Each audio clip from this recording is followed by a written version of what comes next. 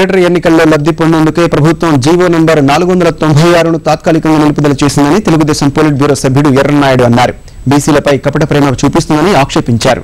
2006లో విడుదల చేసిన GO number 3ను కూడా తాత్కాలికంగా నిలుపుదల చేసిన సర్వీస్ కమిషన్లో ఉద్యోగాలన్నింటికీ క్రిమిలేయర్ను వర్తింపజేస్తున్నారని వివరించారు.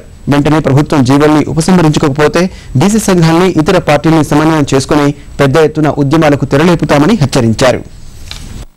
మసకన్నీలు కారుస్తున్నాడు పిసిసి అధ్యక్షులు డి శ్రీనివాస్ గారు. మేము క్రీమీ లేయర్కి వ్యతిరేకమని మాట్లాడుతున్నాడు. ఒకవేళ డి శ్రీనివాస్ గారికి వెనుకబడినటువంటి వర్గాల మీద ప్రేమ ఉంటే, అభిమానం ఉంటే, రాజకీయ రంగంలో కానీ, విద్యాపరంగా కానీ, ఉద్యోగ రంగాల్లో కానీ వాళ్ళు ప్రగతి సాధించాలంటే మాటలతో చెప్పడం కాదు, మీరు రోషయ్య గారి దగ్గర కూర్చొని మీరు క్రీమీ లేయర్కి వ్యతిరేకమైతే గతంలో ఇచ్చిన జీవో, ఈరోజు అబిన్స్లో పెట్టిన 496 జీవో, ఈ రెండూ కూడా మీరు రద్దు చేయించాలి దగ్గరుండి.